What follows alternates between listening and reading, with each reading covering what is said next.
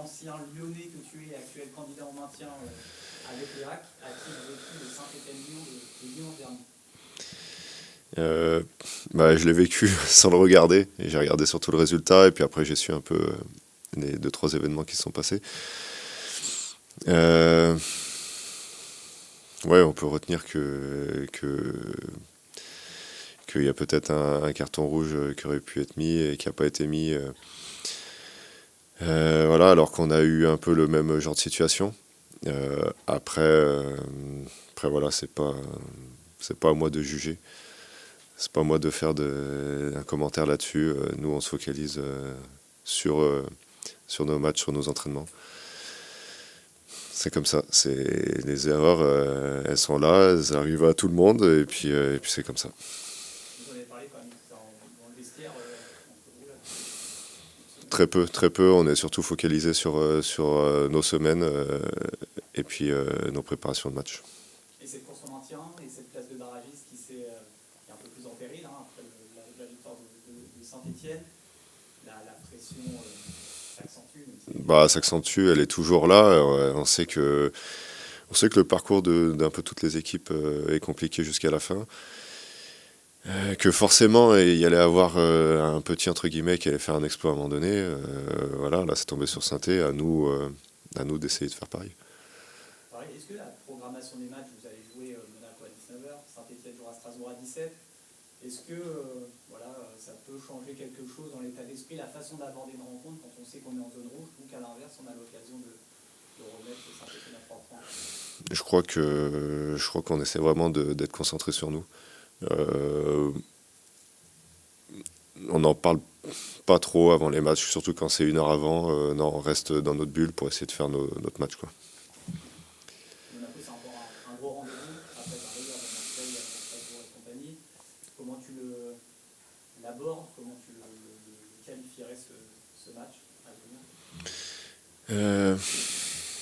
On sait que ça va être un gros rendez-vous, peut-être encore plus que Paris, parce qu'ils n'ont pas forcément besoin de faire tourner l'effectif. Ils sont en forme en ce moment. À nous de répondre présent, de bien préparer ce match et puis d'essayer de faire quelque chose. Le coach Didier disait Monaco a beaucoup changé, notamment suite à l'arrivée de Viré en attaque. Est-ce qu'en tant que gardien, quand on affronte un attaquant, il a 12 buts en 13 matchs, est-ce qu'un attaquant de ce calibre-là, est-ce qu'on se prépare différemment? Je ne sais pas, est-ce qu'on regarde des vidéos, sa façon de finir face au but? Là, pas forcément. Ça peut venir en arrivant sur le match. Mais je crois qu'en Ligue 1, on a un peu tous les week-ends des attaquants qui scorent, des attaquants de qualité. Donc c'est un peu tous les week-ends. Pas pareil, mais on est prêt à tous les week-ends. Mathieu, ça fait 2 matchs que les entames sont un peu difficiles. Est-ce que c'est un point sur lequel vous allez travailler, ou est-ce que vous avez travaillé, ou est-ce que c'est un peu plus mental et il faut rentrer mieux dans les matchs, notamment contre Monaco à domicile? Alors, je suis pas sûr que ça fait que 2 matchs que les entames sont difficiles. Bien sûr, on a pu enchaîner 2 victoires où du coup on n'a pas pris de but tout de suite, quoi. Que dire, je sais pas. Bien sûr, on n'a pas envie d'entamer les matchs comme ça. On ne fait pas exprès non plus. Voilà, c'est à nous de corriger le tir. Mathieu, off against your broadcaster for Ligue 1 in Russia, some funny questions. First, whose shots of our players are the hardest to save in trainings? Hardest shots of our players. À the training? Yeah.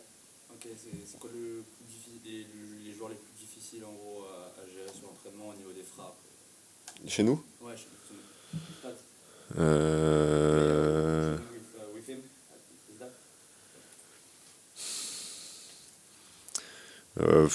Ouais, il y a quelques joueurs de qualité. Nous, devant, il y a Hassan qui est arrivé au mois de janvier, qui est assez perturbant parce qu'il n'a pas une grande préparation. Il est capable de frapper un peu dans toutes les positions en étant précis.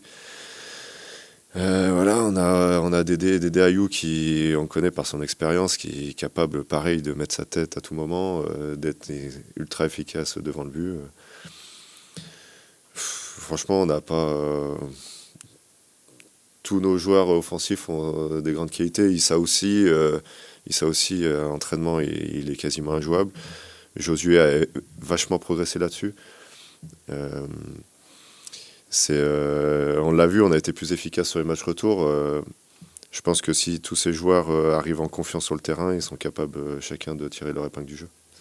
On parlait des entames de match, tu as fait un excellent match au Parc des Princes, mais c'est le retour au Stade Océane, on va dire les publics, ceux qui étaient là contre Rennes se souviennent malheureusement des erreurs sur 2 buts de Rennes au moins. Est-ce que mentalement ça joue, et est-ce que en ce sens le match au Parc des Princes c'était important de faire cette très bonne performance? Oui, bien sûr, je reviens assez moi-même dessus assez souvent pour en parler encore en public. On va pas revenir à chaque fois dessus, mais oui, le match à Paris pour moi était important. C'était important de rebondir. C'est encore plus important pour moi de faire un bon match à Océane et avec toute l'équipe. Et encore une fois, nos entames, là c'était moi, mais c'est aussi collectif. C'est à nous de corriger le tir et puis d'être plus solide sur ces entames pour pouvoir, surtout contre ces grosses équipes, faire durer le match, l'amener le plus loin possible et puis espérer prendre des points. Justement, est-ce que à ce stade de la saison, il ne reste que 3 matchs, tout va se jouer maintenant. Est-ce qu'il faut ne plus penser... 4, non? Ouais. Il en reste 4. Ouais, 4 comme ça. Donc, il reste 4 matchs.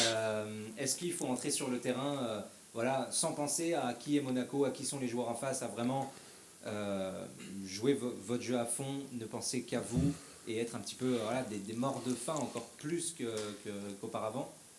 Ou est-ce qu'il ne faut pas tant changer que ça? C'est compliqué, on peut pas partir clair en musette comme ça à l'abordage, on peut pas.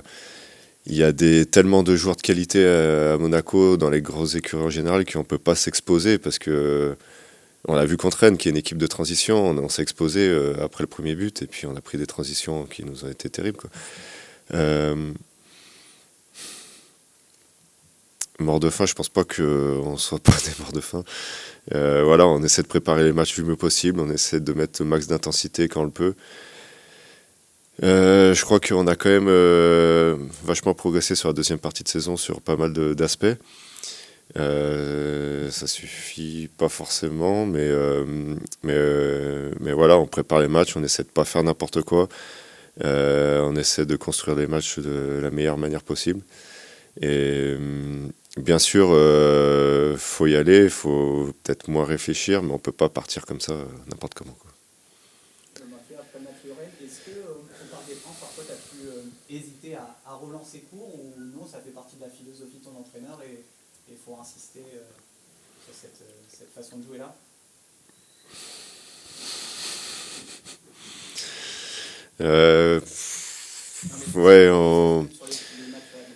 Non, mais bien sûr, mais après, il y a relancer court, je pense que surtout sur le premier but, le deuxième but, c'est surtout un bug de ma part, c'est pas une volonté de repartir court. Oui, le premier, c'est sûr, d'essayer de pas...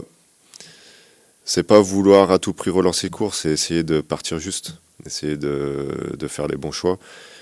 Si c'est court, c'est court, si c'est long, c'est long. Il y a pas... C'est pas une volonté. Bien sûr, on veut repartir. En fait, on veut repartir de la meilleure manière possible, que ce soit court ou long. C'est pas forcément toujours court. Non, au-delà de ce match de Rennes, 34 ans, pour la première fois que tu le rends bien, comment tu le vis déjà? Est-ce que toi-même tu t'épates entre guillemets de ce que tu réalises depuis le mois de janvier sur les pelouses de Ligue 1? Je m'épate, non, parce que je me suis entraîné toute ma vie un peu pour ça. Et puis ça n'a pas été... on parle de Rennes, mais bon, on a pris quelques scores aussi avant. J'essaye de prendre avec le maximum d'ambition, encore même à bientôt 35 ans, le maximum de légèreté, le maximum de plaisir en tout cas, et puis essayer de faire voir un peu tous les week-ends ce que j'ai pu travailler un peu toute ma carrière, quoi. Tu disais match Mathieu, oui, bientôt 35 ans, tu arrives en fin de contrat, a priori. Ça donne envie de continuer, forcément, ce que tu vis actuellement. Bah, franchement, je vis un peu au jour le jour. Je prends match après match et puis en, en espérant, en espérant pouvoir sauver le club. C'est vraiment la première ambition. Après, après, on verra ce qui se passe, quoi. Un gardien, même un joueur aujourd'hui, peut jouer jusqu'à avant, à 34-35, on disait ça sent la fin. Aujourd'hui, on peut jouer jusqu'à 36, 37, 38. Toi, tu dois prolonger le plaisir un moment. Je sais pas. T'essaieras pendant 10-15 ans de te jeter un peu tous les jours par terre. Tu verras qu'après, tu réfléchis. Non, je sais pas, on verra. On verra encore une fois, priorité à la fin de saison. Et puis après, on verra ce qu'on fait.